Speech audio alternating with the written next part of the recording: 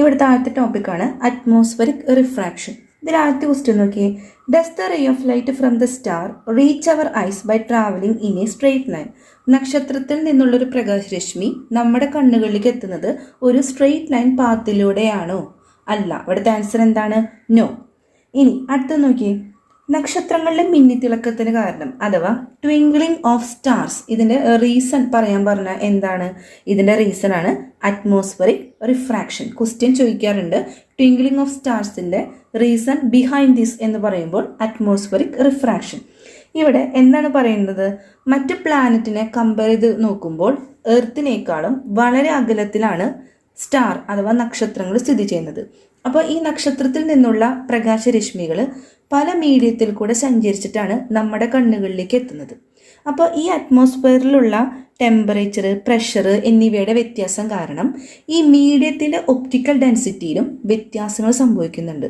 അതുകൊണ്ട് തന്നെ പല പ്രാവശ്യം ഇതൊരു ഇറഗുലർ ഡീവിയേഷൻ അഥവാ റിഫ്രാക്ഷന് വിധേയമാകും. എന്നിട്ടാണ് ആ പ്രകാശരശ്മി നമ്മുടെ കണ്ണുകളിലേക്ക് എത്തുന്നത്. അപ്പോൾ ആദ്യം കണ്ട പൊസിഷനിലായിരിക്കില്ല നമുക്ക് നോക്കുമ്പോൾ നക്ഷത്രങ്ങൾ മാറി മാറി നിൽക്കുന്നതായിട്ട്, പൊസിഷൻ മാറുന്നതായിട്ട് നമുക്ക് തോന്നാം.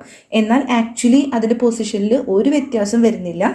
ആ റേ ഓഫ് ലൈറ്റിൻ്റെ റിഫ്രാക്ഷൻ കാരണമാണ് നമുക്കങ്ങനെ അനുഭവപ്പെടുന്നത്. ക്വസ്റ്റ്യൻ നോക്കിയേ. Even after the sun has passed the western horizon, the sun is visible for some time. Similarly, the sun can be seen a few seconds before it reaches the eastern horizon in the morning.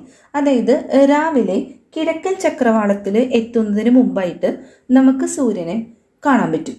അതുപോലെ തന്നെ western Horizon എന്ന് പറഞ്ഞു കഴിഞ്ഞാൽ പടിഞ്ഞാറൻ ചക്രവാളം കടന്നതിന് ശേഷം, അതായത് സൂര്യൻ അസ്തമിച്ചതിന് ശേഷവും നമുക്ക് കുറച്ചു നേരം കൂടി സൂര്യനെ കാണാൻ പറ്റും. ഇതിൻ്റെ റീസൺ ചോദിച്ചു കഴിഞ്ഞാൽ എന്താണ്? അറ്റ്മോസ്ഫറിക് റിഫ്രാക്ഷൻ ആണ് ഇതിൻ്റെ റീസൺ. ഇമ്പോർട്ടൻ്റ് ആണ് കേട്ടോ, പരീക്ഷയ്ക്ക് ചോദിക്കും. അതായത് ഈ Horizon, western Horizon, eastern Horizon, മുമ്പ് പിൻപ് നമുക്ക് സൂര്യനെ കാണാൻ പറ്റും എന്നൊക്കെ ചോദിച്ചു കഴിഞ്ഞാൽ ആൻസർ എന്താണ്? Atmospheric refraction. ലെയേഴ്സ് ഓഫ് അറ്റ്മോസ്ഫിയറിലുള്ള ടെമ്പറേച്ചറിലുള്ള ഡിഫറൻസ് കാരണം ഈ റേ ഓഫ് ലൈറ്റ് കടന്നു പോകുന്ന മീഡിയത്തിൻ്റെ ഒപ്റ്റിക്കൽ ഡെൻസിറ്റിയിലും വ്യത്യാസങ്ങൾ വരുന്നുണ്ട്. അതുകൊണ്ട് തന്നെ ഈ റേ ഓഫ് ലൈറ്റ് പല പ്രാവശ്യം റിഫ്രാക്ഷന് വിധേയമാകും. അതുകൊണ്ടാണ് നമുക്ക് സൂര്യൻ ഉദിക്കുന്നതിന് മുമ്പും സൂര്യൻ അസ്തമിച്ചതിന് ശേഷവും കുറച്ച് നേരം കൂടി നമുക്ക് സൂര്യനെ കാണാൻ കഴിയുന്നത്. ഇവിടെ നമ്മൾ പഠിക്കാൻ പോകുന്നത് എന്താണ് ക്രിട്ടിക്കൽ ആംഗിൾ, അതുപോലെ തന്നെ എന്താണ് total internal reflection. When a ray of light enters from an optically denser medium to a rarer medium, the angle of incidence at which angle of refraction become 90 degree is the critical angle.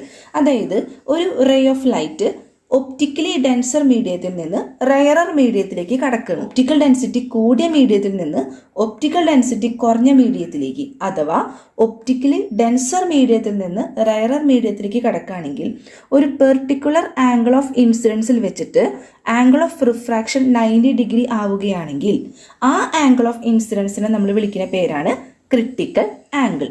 ഇനി glass എയറിലാണെങ്കിൽ critical angle എത്രയായിരിക്കും? 42 degree ആയിരിക്കും. Important ആണ് കേട്ടോ. അതുപോലെ തന്നെ അടുത്തൊരു പോയിന്റാണ് total internal reflection. ഇവിടെയും റേ ഓഫ് ലൈറ്റ് കടക്കുന്നത് ഒപ്റ്റിക്കലി ഡെൻസർ മീഡിയത്തിൽ നിന്ന് റയറർ മീഡിയത്തിലേക്കാണ്. At which the angle of incidence is greater than critical angle. Total internal reflection എന്നാണ് പറയുന്നത്, ഒരു ray of light optically denser മീഡിയത്തിൽ നിന്ന് റയറർ മീഡിയത്തിലേക്ക് കടക്കുമ്പോൾ ആംഗിൾ ഓഫ് ഇൻസിഡൻസ് എന്ന് പറഞ്ഞത് ക്രിട്ടിക്കൽ ആംഗിളിനേക്കാളും കൂടുതലാണെങ്കിൽ ആ റേ, അതായത് വന്ന് പതിച്ച റേ ഡീവിയേഷൻ അഥവാ റിഫ്രാക്ഷന് വിധേയമാകില്ല. അത് ഏത് മീഡിയത്തിലാണോ വന്ന് പതിച്ചത് ആ മീഡിയത്തിലേക്ക് തന്നെ റിഫ്ലക്റ്റ് ചെയ്തു പോകും. ഇപ്പോൾ ഒരു റേ ഓഫ് ലൈറ്റ് വന്ന് പതിക്കുകയാണെങ്കിൽ അത് അടുത്ത മീഡിയത്തിലോട്ട് കടക്കില്ല. അത് നമ്മൾ ഏത് മീഡിയത്തിൽ കൂടിയാണോ വന്നത് ആ മീഡിയത്തിലേക്ക് തന്നെ റിഫ്ലക്റ്റ് ചെയ്ത് പോകും. അത് അടുത്ത മീഡിയത്തിലോട്ട് കടക്കില്ല, അത് അതേ മീഡിയത്തിലേക്ക് തന്നെ റിഫ്ലക്റ്റ് ചെയ്ത് പോകും. ഇവിടെ റിഫ്രാക്ഷന് വിധേയമാകാതെയാണ് അത് സെയിം മീഡിയത്തിലേക്ക് റിഫ്ലക്റ്റ് ചെയ്ത് പോകുന്നത്. അങ്ങനത്തെ ഒരു ഫിനോമിനനെ നമ്മൾ വിളിക്കുന്ന പേരാണ് ടോട്ടൽ ഇന്റേണൽ റിഫ്ലക്ഷൻ. ഇവിടെ ഒരു പിക്ചർ നോക്കി. ഒരു ട്രഫിൽ കുറച്ച് വെള്ളം, അതുപോലെ തന്നെ ബാക്കി ഭാഗം എയറാണ്. അപ്പോൾ രണ്ട് ക്വസ്റ്റ്യൻ ഇവിടെ തന്നിട്ടുണ്ട്. Which are the medium through which light passes inside the trough? ട്രഫിൻ്റെ ഉള്ളിലെ 2 മീഡിയം ഏതാണ് ചോദിച്ചേക്കുന്നത്. അപ്പോൾ പകുതി വരെ വാട്ടർ ഉള്ളൂ. അപ്പോൾ 2 മീഡിയം ഏത് പറയുന്നത് എയറും വാട്ടറുമാണ്. അതാണ് 2 മീഡിയം. അടുത്തത് does the light enters from an optically denser medium to a rarer medium or from an optically rarer medium to a denser medium. ഇവിടെ പ്രകാശം താഴത്തോട്ടാണ് അടിക്കുന്നത് അല്ലേ. ഇപ്പോൾ വാട്ടറിൽ നിന്ന് എയറിലോട്ടാണ്. വാട്ടറിൽ നിന്ന് എയറിലോട്ടാന്ന് പറഞ്ഞു കഴിഞ്ഞാൽ അവിടെ ഡെൻസിറ്റി കൂടിയ മീഡിയം, നമുക്കറിയാം എയറിനെയും വാട്ടറിനെയും കമ്പയർ ചെയ്യുമ്പോൾ ഒപ്റ്റിക്കലി ഡെൻസർ മീഡിയം അഥവാ ഡെൻസിറ്റി കൂടിയ മീഡിയം എന്ന് പറഞ്ഞത് വാട്ടറാണ്. എയറിനേക്കാളും വാട്ടറിനാണ് ഒപ്റ്റിക്കൽ ഡെൻസിറ്റി കൂടുതൽ. അപ്പോൾ വാട്ടറിൽ നിന്ന് എയറിലോട്ടാണ്, ഒപ്റ്റിക്കലി ഡെൻസർ മീഡിയത്തിൽ നിന്ന് റയറർ മീഡിയത്തിലോട്ട്. ഈ ഫിഗേഴ്സ് നോക്കി ഇവിടുത്തെ ക്വസ്റ്റ്യൻസ് നമുക്ക് ആൻസർ ചെയ്യാം. From which medium to which does the ray of light enter. ഇവിടെ ഒപ്റ്റിക്കലി ഡെൻസർ മീഡിയത്തിൽ നിന്ന് റയറർ മീഡിയത്തിലോട്ടാണോ റയറർ മീഡിയത്തിൽ നിന്ന് ഡെൻസർ മീഡിയത്തിലോട്ടാണോ? നമുക്ക് ആ ഫിഗർ കാണുമ്പോൾ തന്നെ അറിയാം. Total inner reflection, critical angle ഇങ്ങനത്തെ ബന്ധപ്പെട്ട ഫിഗർ ആണെങ്കിൽ അത് ഡെൻസർ മീഡിയത്തിൽ നിന്ന് റയറർ മീഡിയത്തിലോട്ടായിരിക്കും ലൈറ്റ് റേ കടക്കുന്നത്. രണ്ടാമത് what is the change in angle of refraction when angle of incidents increases. Angle of incidents കൂടുമ്പോൾ ആംഗിൾ ഓഫ് റിഫ്രാക്ഷൻ എന്ത് സംഭവിക്കും? ആംഗിൾ ഓഫ് റിഫ്രാക്ഷനും അവിടെ ഇൻക്രീസ് ചെയ്യും. ഇമ്പോർട്ടൻറ്റ് ക്വസ്റ്റ്യൻസ് ആണ് കേട്ടത്. What is the angle of incidence when the angle of refraction is 90 degree. Angle of refraction 90 degree ആകുമ്പോൾ angle of incidence എത്രയാണ്? 42 degree. നമ്മൾ നേരത്തെ പറഞ്ഞിട്ടുണ്ടായിരുന്നു. What peculiarity do you notice when light is incident at an angle greater than the angle of incidence. Angle of ഇൻസിഡൻസിനേക്കാളും വലിയൊരു ആംഗിളിലാണ് light ray വന്ന് പതിക്കണമെങ്കിൽ അതിൻ്റെ പ്രത്യേകത അല്ലെങ്കിൽ അതിൻ്റെ പെക്യുലാരിറ്റീസ് എന്താണ്? ഈ ഇൻസിഡൻറ്റ് റേ വന്ന് പതിക്കുന്ന ആ റേ ഡീവിയേഷൻ അഥവാ റിഫ്രാക്ഷന് വിധേയമാകാതെ സെയിം മീഡിയത്തിലേക്ക് തന്നെ റിഫ്ലക്റ്റ് ചെയ്ത് പോകും. അത്രയേ ഉള്ളൂ. അത് ഡീവിയേഷൻ അഥവാ റിഫ്രാക്ഷന് വിധേയമാവില്ല, കടന്നു പോവില്ല. അത് സെയിം ഏത് മീഡിയത്തിലോട്ടാണോ വന്നത് ആ മീഡിയത്തിലേക്ക് തന്നെ റിഫ്ലക്റ്റ് ചെയ്ത് പോകും. അതാണ് അവിടുത്തെ പെക്യുലാരിറ്റി. ക്വസ്റ്റ്യൻ നോക്കി. The path of light throw different medium is given. Analyse the figure and answer the following questions. ഇതിൽ പല മീഡിയത്തിൽ കൂടിയുള്ള ലൈറ്റിൻ്റെ പാത്ത് കാട്ടിയിട്ടുണ്ട്. ഇതിൽ ഫിഗർ അനലൈസ് ചെയ്തിട്ട് ഈ വരുന്ന ക്വസ്റ്റ്യൻസിനൊക്കെ ആൻസർ ചെയ്യാനാണ് പറഞ്ഞേക്കണം. ഇമ്പോർട്ടൻ്റ് ആയ കുറച്ച് ക്വസ്റ്റ്യൻസ് ആണ് കേട്ടോ. ആദ്യത്തെ question, which of the above figure represent total internal reflection. ഇതിൽ ഏത് ഫിഗറാണ് ടോട്ടൽ ഇൻറ്റേർണൽ റിഫ്ലക്ഷനെ റെപ്രസെൻറ്റ് ചെയ്യുന്നത്? നമുക്കറിയാം ഇത് ഡെൻസർ മീഡിയത്തിൽ നിന്ന് റയറർ മീഡിയത്തിലോട്ട് പോണ ലൈറ്റ് റേ ആയിരിക്കണം. അതുപോലെ തന്നെ റിഫ്രാക്ഷന് വിധേയമാകാതെ ഏത് മീഡിയത്തിൽ നിന്നാണോ വന്നത് ആ മീഡിയത്തിലേക്ക് തന്നെ തിരിച്ച് റിഫ്ലക്റ്റ് ചെയ്ത് പോകണം. ഇതാണ് കണ്ടീഷൻ. അപ്പോൾ ഇതിൽ നോക്കുമ്പോൾ നമുക്ക് ഫിഗർ എയും അതുപോലെ തന്നെ എയും ആണ് ടോട്ടൽ ഇൻറ്റേർണൽ റിഫ്ലക്ഷൻ കാണിക്കുന്ന 2 ഫിഗേഴ്സ്.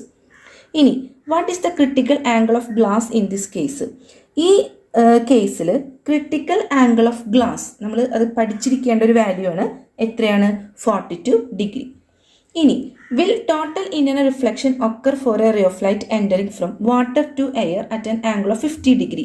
അതായത് വാട്ടറിൽ നിന്ന് എയറിലോട്ടാണെങ്കിൽ ലൈറ്റ് റേ കടക്കുകയാണെങ്കിൽ ആംഗിൾ ഓഫ് ഇൻസിഡൻസ് എന്ന് പറയുന്നത് 50 ഡിഗ്രി ആണെങ്കിൽ അവിടെ ടോട്ടൽ ഇൻറ്റേർണൽ റിഫ്ലക്ഷൻ നടക്കും. തീർച്ചയായിട്ടും നടക്കും. അതായത് ടോട്ടൽ ഇൻറ്റേർണൽ റിഫ്ലക്ഷൻ എന്ന് പറഞ്ഞു കഴിഞ്ഞാൽ ആംഗിൾ ഓഫ് ഇൻസിഡൻസ് എന്ന് പറയുന്നത് ക്രിട്ടിക്കൽ ആംഗിളിനേക്കാളും കൂടുതലായിരിക്കണം. അപ്പോൾ ഇവിടുത്തെ വാട്ടറിൻ്റെ ക്രിട്ടിക്കൽ ആംഗിൾ എന്ന് പറയുന്നത് എത്രയാണ്? 48.6. ഈ വാല്യൂ ഇമ്പോർട്ടൻ്റ് ആണ്. ക്രിട്ടിക്കൽ ആംഗിൾ ഓഫ് വാട്ടർ എന്ന് പറഞ്ഞത് 48.6 ആണ്.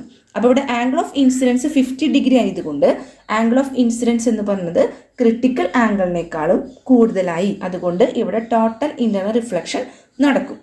നാലാമത്തെ, what are the 2 condition required for total internal reflection. ഏതൊക്കെയാണ് 2 കണ്ടീഷൻ? ഒന്ന്, റേ ലൈറ്റ് റേ എന്ന് പറഞ്ഞത് ഒപ്റ്റിക്കൽ ഡെൻസർ മീഡിയത്തിൽ നിന്ന് റയറർ മീഡിയത്തിലോട്ട് പോയിരിക്കണം. അതുപോലെ തന്നെ ആംഗിൾ ഓഫ് ഇൻസിഡൻസ് എന്ന് പറഞ്ഞത് ക്രിട്ടിക്കൽ ആംഗിളിനേക്കാളും കൂടുതലായിരിക്കണം. ഈ 2 കണ്ടീഷൻ അവിടെ നിർബന്ധമാണ്. ഇനി ഓൺലി 1 മീഡിയമാണ് മെൻഷൻ ചെയ്തിട്ടുണ്ടെങ്കിൽ ഇപ്പോൾ 2 മീഡിയം അവിടെ വേണമല്ലോ. ഒരു മീഡിയം നമുക്ക് മെൻഷൻ ചെയ്തിട്ടുള്ളൂ ആൻസർ ക്വസ്റ്റ്യൻസിൽ. അപ്പോൾ അടുത്ത മീഡിയം എന്ന് പറഞ്ഞത് എയറോ വാക്വമായിട്ട് നമുക്ക് എടുക്കാം. നിങ്ങൾക്ക് ഈ വീഡിയോ ഇഷ്ടപ്പെട്ടാൽ ലൈക്ക് ചെയ്യാനും സബ്സ്ക്രൈബ് ചെയ്യാനും മറക്കരുത്. മാക്സിമം നിങ്ങളെല്ലാവരും നിങ്ങളുടെ ഫ്രണ്ട്സിലേക്കൊക്കെ ഇത് ഷെയർ ചെയ്യണേ.